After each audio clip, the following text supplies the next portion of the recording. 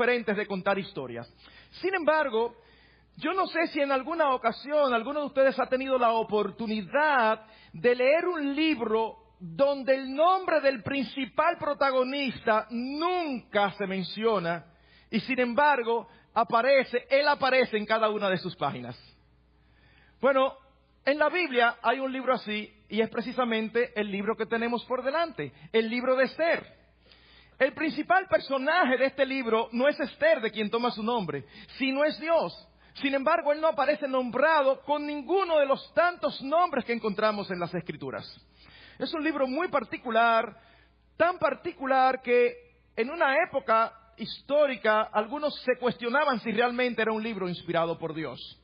Un autor lo expresa de la siguiente manera: en él no hay ninguna mención del nombre de Dios, no hay ninguna referencia a la adoración o a la fe, no hay ninguna profecía directa en cuanto al Mesías, no hay ninguna mención del cielo o del infierno. En resumen, no hay nada religioso en el libro, por lo menos en la superficie.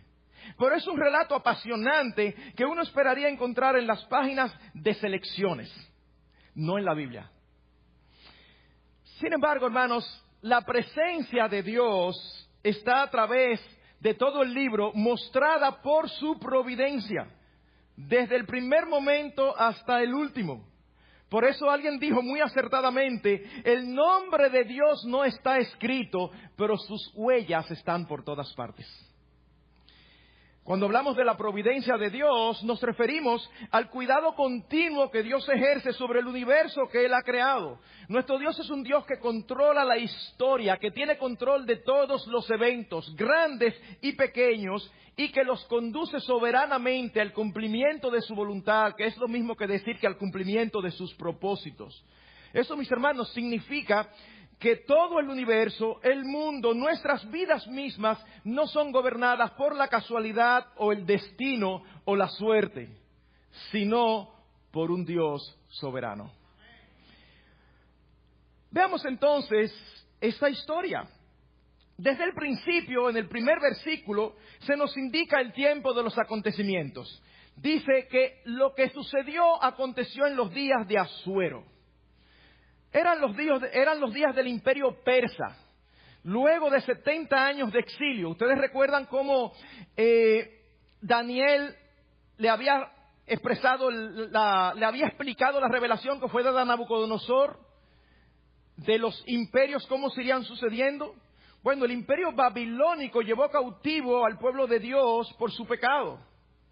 Y estando ya cautivo el pueblo de Dios, vino a conquistar el imperio babilónico, el imperio medo-persa. Así que hacía ya unos años que ellos habían estado en cautividad. Y esta historia acontece después que Ciro permitió a un grupo retornar a su tierra, a Palestina. Si usted quiere ubicarlo en el libro de Esdras, los acontecimientos aquí relatados están entre el capítulo 6 del libro de Esdras y el capítulo 7. Entre ambos grupos. Hacía aproximadamente unos 100 años que habían sido deportados a Babilonia. Sin embargo, cuando se dio el permiso de retornar, no necesariamente todos retornaron. Hubo un buen grupo que decidió permanecer en Persia, porque habían nacido allí, se habían acostumbrado a la cultura, o por la razón que sea, decidieron quedarse en Persia, y ese es el caso de Mardoqueo y de Esther, que son personajes importantes de esta historia. Por otro lado, Asuero, más que un nombre, parece ser un título, como ocurría en Egipto con los faraones. Faraón es más un título. Asuero parece ser un título. La historia nos dice que quien gobernaba en esta época era Jerjes, que era hijo de Darío I o Darío el Grande. Fue un gobernante que gobernó desde el 486 hasta el 465 a.C., es decir, a lo largo de 21 años. Y se nos recuerda, porque es importante, la extensión del imperio persa, que era el imperio hasta esa época más grande que había existido. Se nos dice que Asuero reinó desde la India hasta Etiopía sobre 127 provincias. Así que en el versículo 1 no solamente se nos contextualiza la historia sino que se nos menciona al primero de 5 personajes importantes que aparecen a lo largo de todo el libro. De los versículos 2 al versículo 9, entonces se nos empieza a contar qué fue lo que sucedió en los días de Asuero. En el 3er año de su reinado, él hace un gran banquete en Susa, la capital administrativa del imperio. Ya nosotros habíamos oído hablar de Susa en las Escrituras. Daniel estuvo en Susa y luego más adelante estuvo también Nehemías. Así que es allí donde ocurren estos acontecimientos. El banquete era un banquete para toda su corte, para todas sus oficiales. Y aunque era muy común para esa época tener banquetes, no era común la duración de este. Dice que tuvo banquete durante 180 días. Hermanos, 6 meses, medio año de un fiestón. Es para que nos ubiquemos. Nosotros no sabemos si todos permanecieron los 6 meses allí o si ellos venían por grupos a la celebración. Lo cierto era que era una gran fiesta que tenía un propósito muy definido. El versículo 4 nos dice que el propósito era mostrar las riquezas de la gloria de su reino y el esplendor de su gran majestad. El propósito principal de este fiestón era mostrar a todos la grandeza de Asuero, de Jerjes y de todo su imperio. Esto posiblemente incluía no solamente posesiones, sino también esclavos de las naciones conquistadas. No sé si ustedes recuerdan aquel incidente en el tiempo de los jueces, cuando ellos tenían preso a Sansón, y en medio de una fiesta se les ocurrió, traigan a Sansón para divertirnos. Bueno, uno no sabe si allí estaban apresados como trofeos de guerra algunos de los presos que había de las naciones que habían sido conquistadas. Pero también algunos historiadores piensan que podía haber alguna segunda razón para esta celebración, porque Asuero estaba planificando una invasión a Grecia. Hacía poco tiempo que él había sofocado una rebelión de Egipto y él pensaba que podía hacer lo mismo con los griegos. Sin embargo, la historia nos dice que no le fue absolutamente nada bien. Pero definitivamente en el cuadro que vemos aquí es obvio que el rey tenía una gran, para usar una palabra moderna, autoestima. El rey tenía una gran opinión acerca de sí mismo, tanto que en inscripciones que han hallado los arqueólogos, se refiere a sí mismo de diferentes maneras. Él se refiere a sí mismo: el gran rey, el rey de esta gran tierra, el rey de las tierras ocupadas por muchas razas, y oigan esta, el rey de reyes. No solamente al final del libro, al final de los 2 capítulos que vamos a ver hoy, nosotros nos vamos a dar cuenta que sí, que hay un rey de reyes y no es Asuero. Nos vamos a percatar de esto. Ahora, no conforme con este banquete de 6 meses, el rey se le ocurre hacer otro por 7 días más. Y dice que estaba dirigido a todo el pueblo que se encontraba en la fortaleza de Susa. La decoración era sumamente lujosa, las bebidas abundantes y servidas en vasijas de oro. Así que imaginemos nosotros que el Palacio Nacional lo abran y digan, pueblo, venga. Y usted ve a personas que posiblemente nunca habían visto una vasija de oro, con vino, bebe todo lo que tú quieras en esa vasija de oro. Ese era el escenario que se nos presenta. Ahora, en el versículo 9 se nos introduce un segundo personaje de los 5 importantes en esta historia, y es la esposa de Asuero, la reina Vasti. Mientras él tenía toda esta gran fiesta, Vasti tenía también un banquete para las mujeres. Y eso era algo propio de la época, esta segregación. No era apropiado que hombres y mujeres compartieran juntos según las costumbres de la época. Así que las esposas y cualquier otro familiar de los invitados al banquete del rey estaban con la reina Vasti. Es en medio de ese ambiente de hombres borrachos o al borde de la borrachera que el rey tiene una desafortunada ocurrencia, que nosotros encontramos en los versículos 10 al 12. Era el último día del banquete para el pueblo y al rey se le ocurre mandar a buscar a la reina. Dice el versículo 10, cuando el corazón del rey estaba alegre por el vino. ¿Qué forma más educada de hablar de alguien que está ahumado? El hombre estaba ya fuera de sí, como posiblemente la gran mayoría. Y a él se le ocurre mandar a buscar a su esposa. Oh, pero mira qué bien, con tanto poder aprecia a su esposa. Un momentico.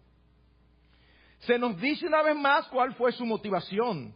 Dice versículo 11, para mostrar al pueblo y a los príncipes su belleza, porque era muy hermosa. En otras palabras, el rey quería exhibir a su esposa como un trofeo más de su grandeza y que viniera con la corona real. Debemos ser honestos y decir que no todos los estudiosos están de acuerdo acerca de qué era exactamente lo que estaba pidiendo el rey. Algunos piensan que debía venir con el rostro descubierto, sin el velo. Otros que debían venir vistiendo solo la corona. Pero sea lo que fuese la orden, cuando uno lee naturalmente el texto, ¿a usted le da el sentido de que era una buena petición? Un grupo de hombres borrachos, bebida, música sensual y posiblemente, aunque no eran invitadas, pero sí mujeres bailando sensualmente. No, definitivamente, no debe haber sido una buena motivación. Es difícil pensar que el rey solo quería que vieran que era una mujer buena moza. Pero mira, ay, mira qué linda. Es difícil pensar que esas eran las intenciones del rey. Ahora, hermanos, lo que impresiona es la respuesta de la reina. La reina Vasti se negó a ir. Y hermanos, no vean esto como una situación común en un matrimonio cualquiera. Yo estoy seguro que todos los casados aquí, aunque tengan una semana de haberse casado, posiblemente ha pasado por una situación donde usted le ha dicho a su esposa, mi amor, yo quiero que tú hagas algo, y la esposa dice, ay, no. No nos vamos a meter en lo que sigue de ahí, pero posiblemente todos hayan pasado por eso. Pero hermanos, este no era el caso. Le está diciendo que no al hombre más poderoso sobre la faz de la tierra en ese entonces. No solamente eso, tienen 6 meses de fiesta. ¿Y qué usted cree? Que mientras en la fiesta están los cortesanos diciéndole al rey sus defectos. No, ustedes saben cómo es, lo mismo que hoy. Lisonjeándolo, adulándolo. La verdad, rey, que usted es grande. Óigame, pero yo estoy impresionado con lo que usted ha logrado. Como usted no hay ninguno. Cualquier parecido con la actualidad es pura coincidencia. Y en ese momento, esta mujer le dice, no, yo no voy para allá. No, así no, yo no voy para allá. Y dice versículo 12, entonces el rey se enojó mucho y se encendió su furor en él. Se dice lo mismo de dos maneras diferentes. Se enojó mucho y se encendió su furor. No fue que dijo, ay hombre, las cosas de Vasti. No, fue que se molestó. Al punto que fue visible para todos. El historiador griego Heródoto era contemporáneo de Asuero. Y él lo describe en uno de sus escritos como alguien impulsivo, de mal temperamento, lascivo y cruel. Y hasta cuenta algunas historias de su crueldad que no tenemos tiempo de traer en este momento. Ahora, antes de pasar a la siguiente sección del libro, yo quiero que nos detengamos un poquito en la acción de la reina Vasti. Un pastor escocés del siglo XIX lo describe así. Sea cual sea exactamente la orden real que salió de la sala del banquete, la valerosa reina se negó a obedecerla. Su belleza le pertenecía a ella y a su esposo. No era para exhibirla públicamente ante cientos de hombres semiborrachos. Hermanos, si usted conoce las Escrituras y si usted conoce esta iglesia, usted sabe que nosotros tratamos de ser lo más fiel a la Escritura. Y nosotros creemos firmemente que al Dios establecer el matrimonio, Él estableció roles. Y la responsabilidad principal de la esposa, según la Escritura, es respetar a su marido y someterse a su autoridad. Sí, yo sé que eso no es muy popular hoy en día, pero eso es lo que la Escritura enseña. Y nosotros no estamos llamados a ser populares, sino a ser bíblicos. Ahora bien, si hay algo que no está incluido en esto, es el pecado. Me explico.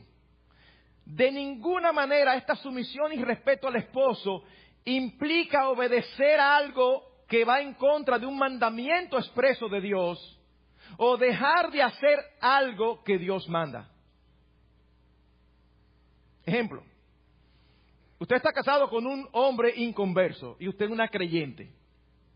Usted tiene que someterse a él, siempre y cuando él no le impida hacer lo que son mandatos de Dios.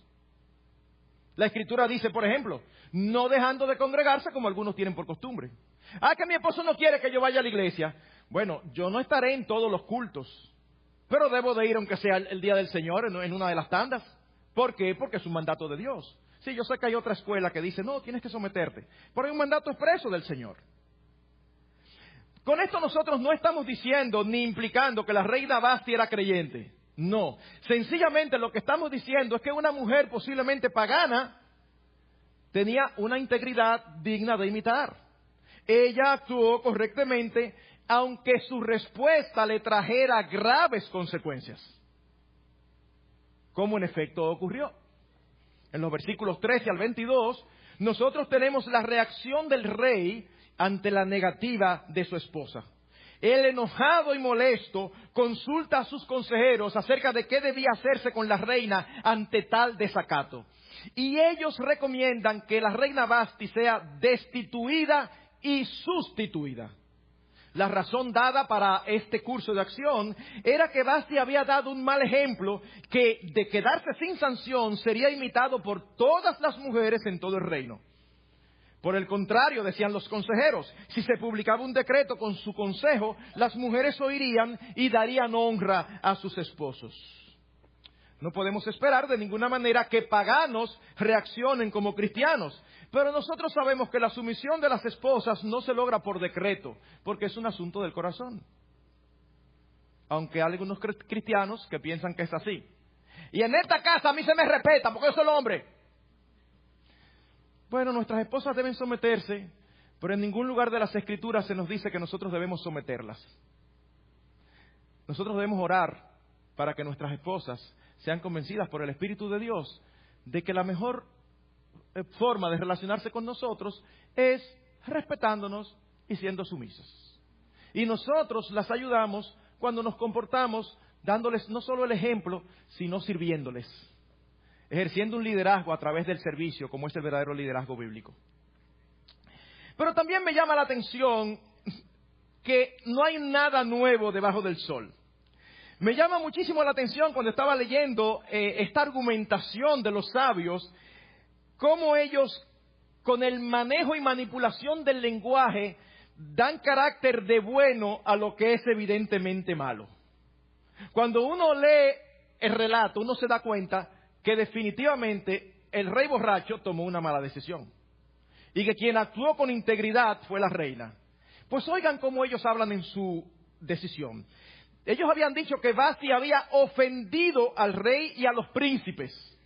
O sea, ofendido al rey y a los príncipes por no querer venir posiblemente desnuda. Segundo, que debía ser destituida para que las señoras de Persia y Media no hicieran lo mismo y trataran así a sus esposos, con mucho desdén y enojo. Tercero, debían buscar ahora a otra reina que sea más digna que ella. O sea, la que era indigna era Vasti, no la petición que el rey había hecho. Y finalmente, para que todas las mujeres den honra a sus maridos, porque Vasti no había dado honra al de él. ¿No les parece como parecido a lo que estamos lidiando? Cuando nos quieren imponer una ideología de género que implica muchísimas cosas, y usted oye a los defensores hablando que ellos solamente lo único que están procurando es la protección de la mujer y evitar que las personas sean maltratadas por su inclinación sexual. Pero es que nosotros queremos la protección de la mujer y también queremos que las personas sean bien tratadas a pesar de su inclinación sexual. Pero el lenguaje se manipula de modo que aquello que es malo parezca bueno. Al rey le parece bien, claro que sí, y promulga el decreto enviándolo a todas las provincias para que todo hombre fuese señor en su casa. Ahora, hermanos, no nos perdamos en los detalles, porque podemos olvidar lo que el Dios no mencionado está haciendo.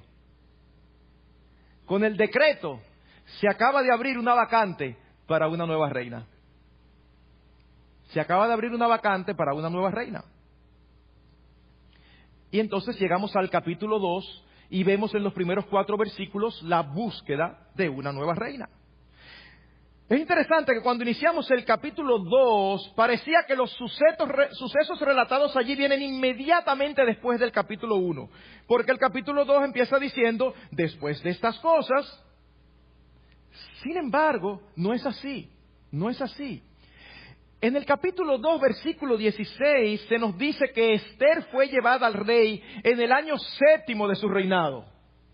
Y se nos había dicho en el primer capítulo que el banquete fue en el año 3º. O sea que hay una diferencia de 4 años.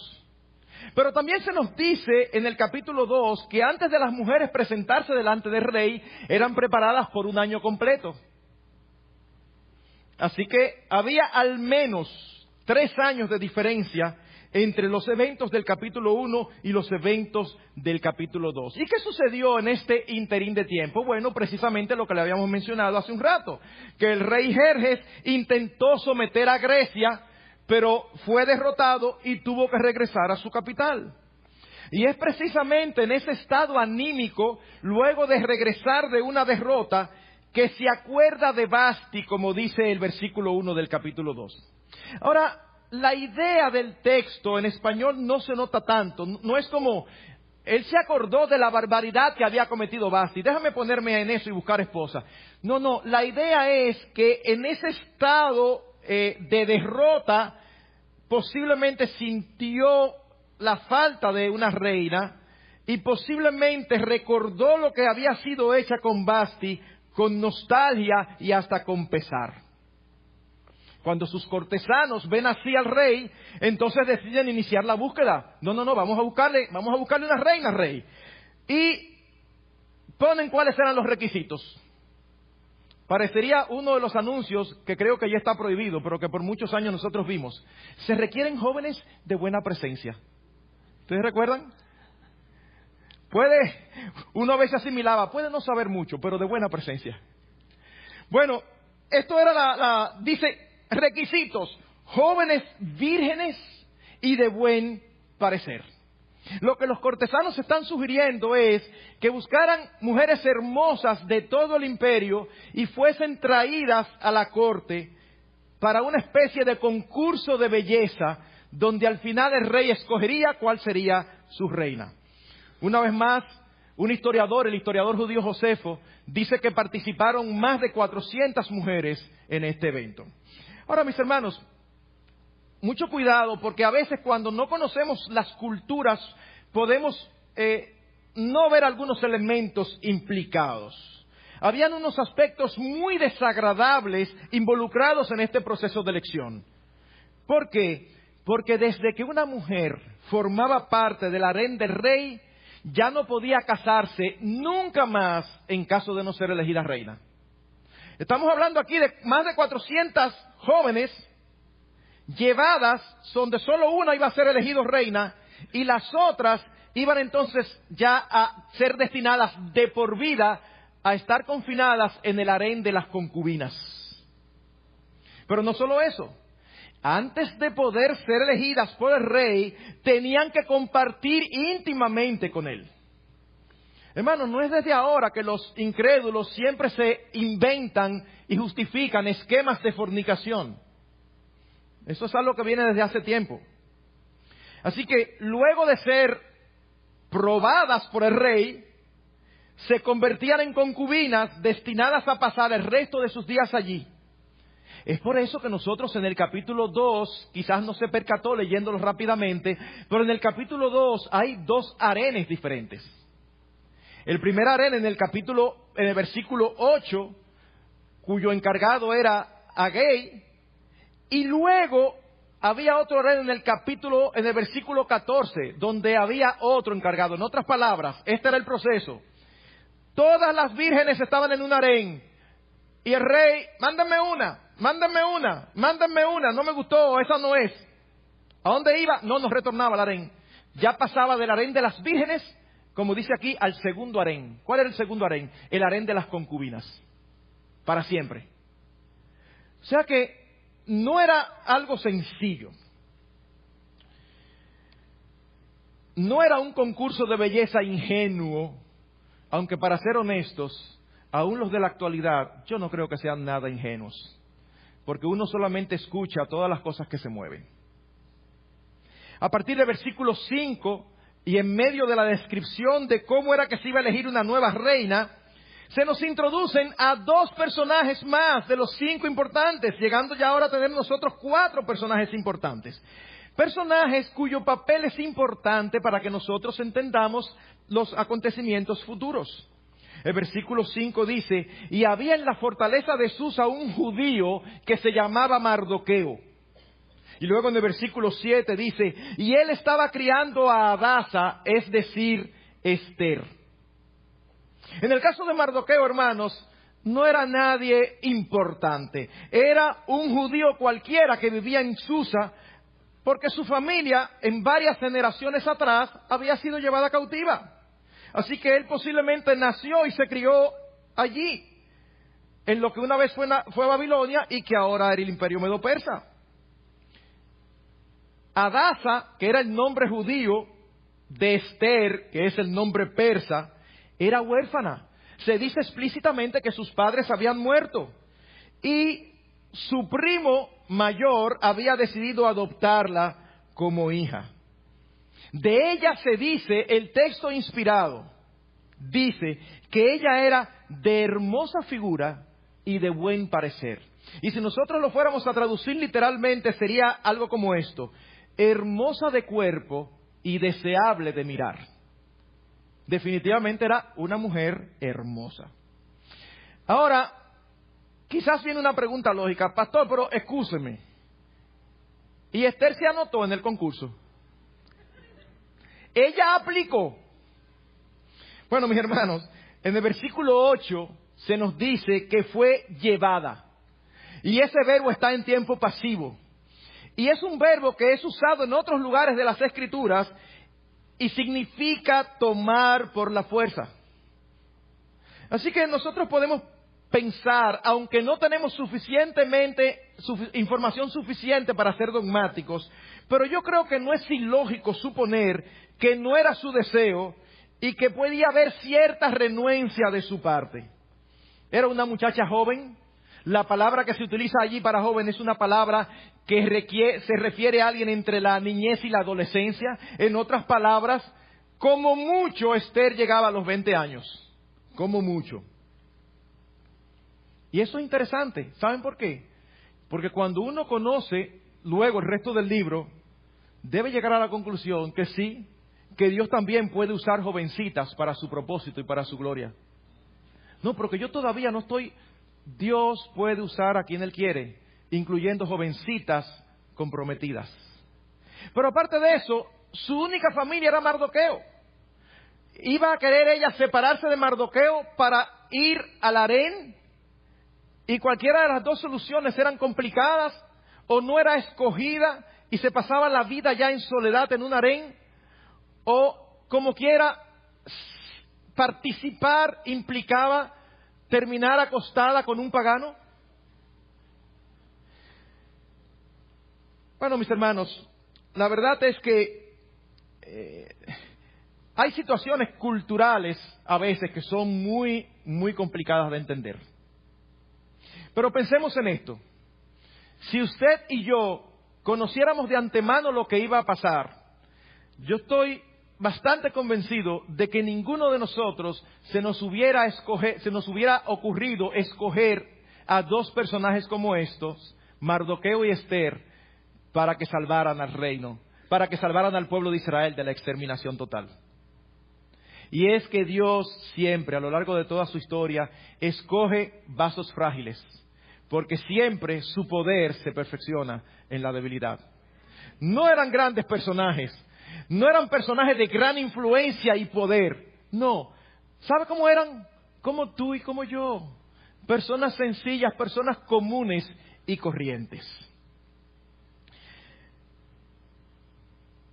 A partir del versículo 9 del capítulo 12 hasta el versículo 20, es impresionante cómo se nos habla de Esther como una joven que hallaba gracia por doquier.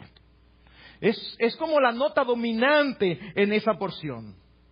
Según un diccionario, tener gracia es ser agradable, encantador, atractivo de una manera dulce y cautivadora. En otras palabras, tener gracia es un aspecto de personalidad, de carácter. Sin embargo, nosotros sabemos por las Escrituras que también hay una parte que es Dios que la da. Dios nos concede por su soberana voluntad hallar gracia. Hay un refrán dominicano que creo que lo expresa muy bien. Dice, más vale caer en gracia que ser gracioso. En otras palabras, es mejor hallar gracia que tener esa gracia uno personalmente. Y nosotros hemos visto antes en la Escritura esto. ¿Ustedes nos recuerdan cuando Daniel llegó a la corte babilónica? ¿Qué dice Daniel 1:9? Dios concedió a Daniel hallar favor y gracia ante el jefe de los oficiales. Lo mismo podemos decir en el caso de José allá en Egipto. Dios puede inclinar el corazón de los que nos rodean para que nosotros hallemos gracia.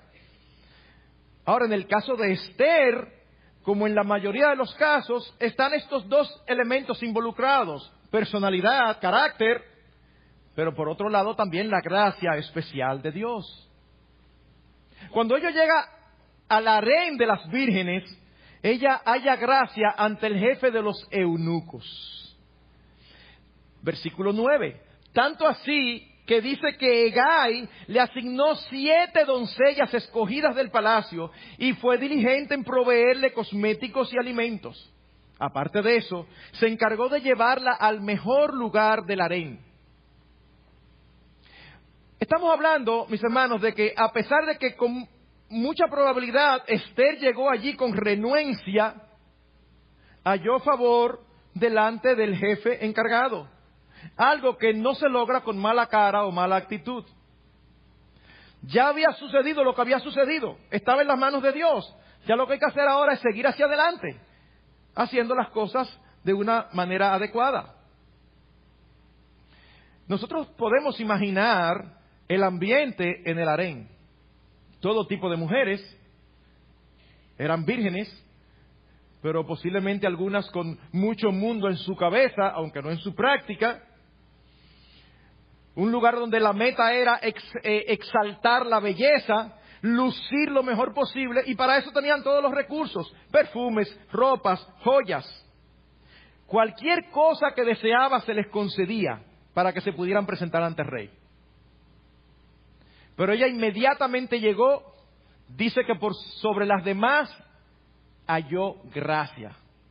Ustedes han visto, yo no sé si esa expresión se usa todavía, las personas de mi edad a veces damos ilustraciones que están desfasadas.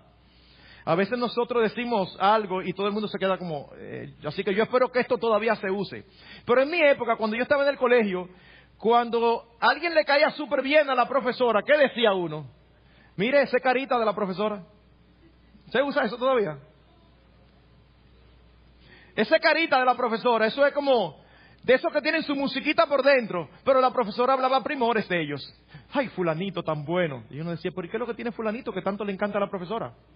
Bueno, todas las mujeres en el harén de las vírgenes debían decir, ¿y qué es lo que tiene Esther que tanto le agrada a Hegai? Bueno, que la gracia de Dios estaba con ella. Más adelante, cuando finalmente le toca el turno, ella también halla gracia delante del rey. Y se nos dice en el versículo 17 que el rey amó a Esther más que a todas las otras mujeres, y ella halló gracia y bondad con él más que todas las demás vírgenes. ¿Qué tenía Esther más que todas esas mujeres que estaban allí? Aparte de su carácter, tenía la gracia de Dios con ella. Dios estaba con ella dirigiendo su vida.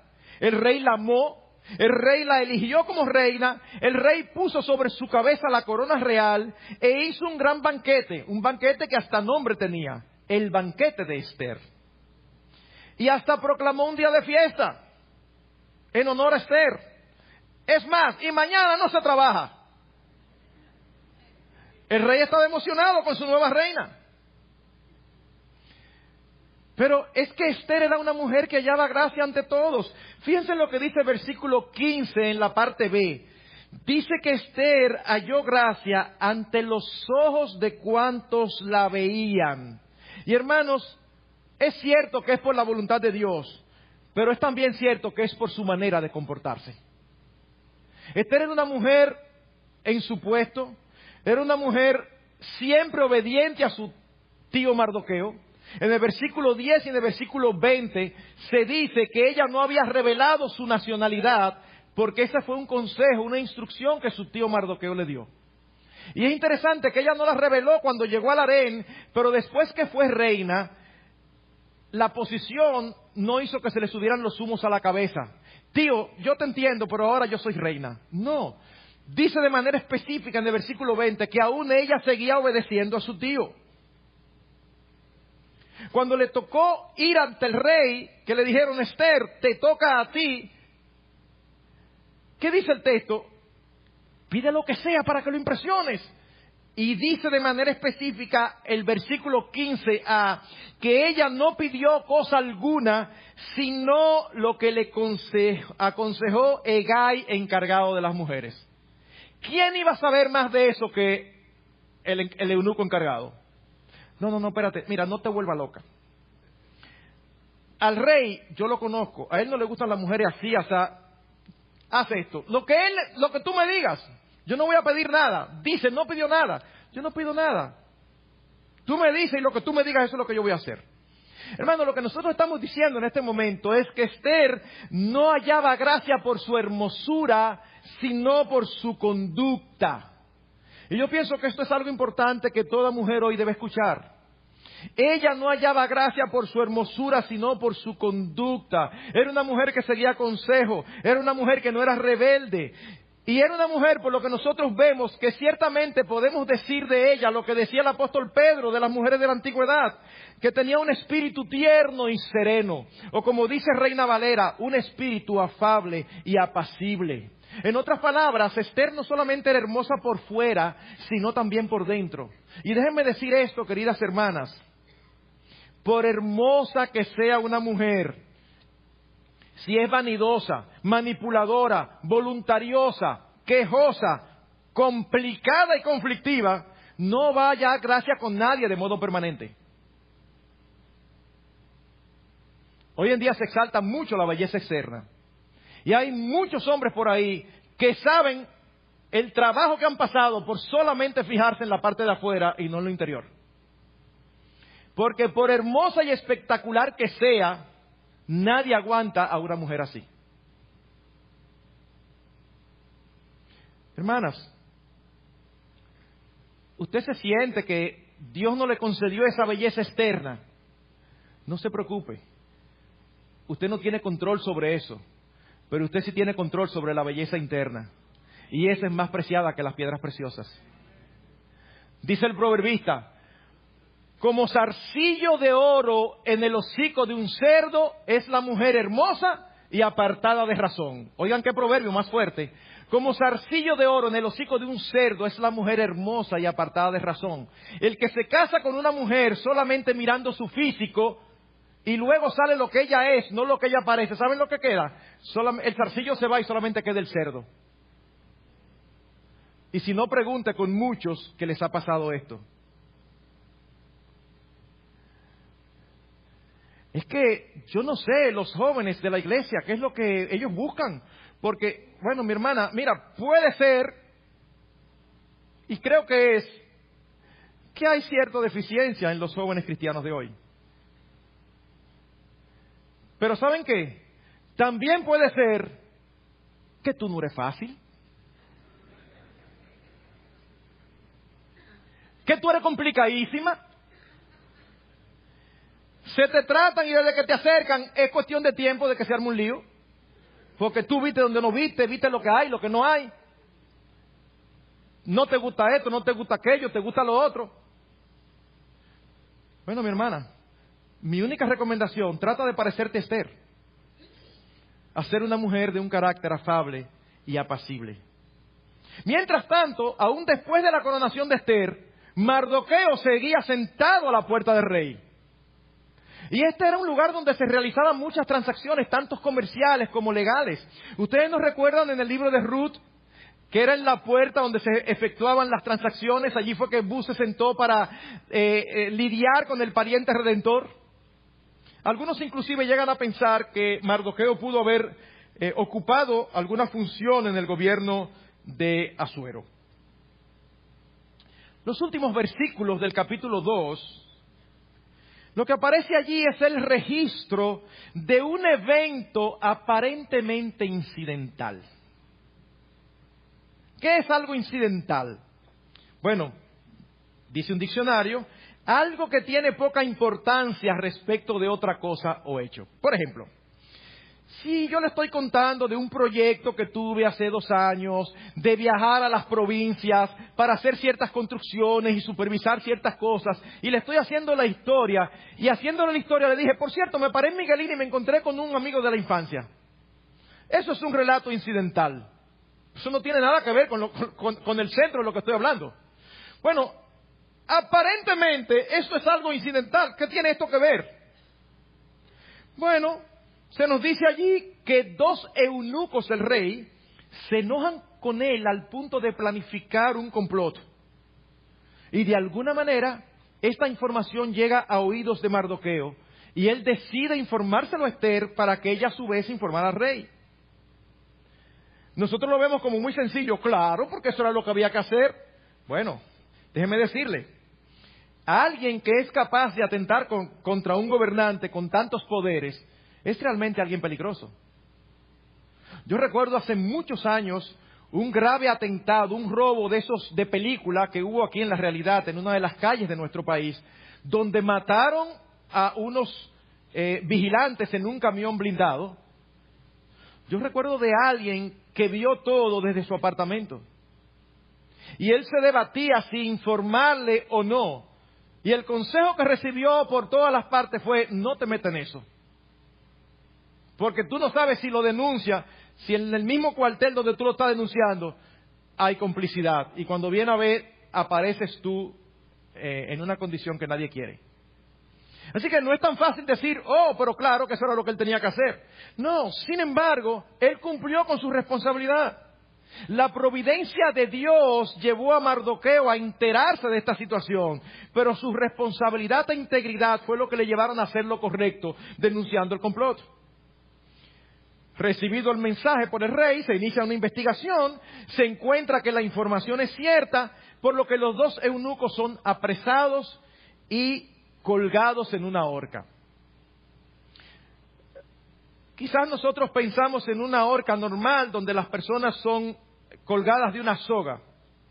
Pero dice un comentarista, en vez de ser colgados por el cuello en una horca de tipo moderno, los hombres fueron probablemente empalados o clavados en un palo o estaca, como se clava un ave en el asador.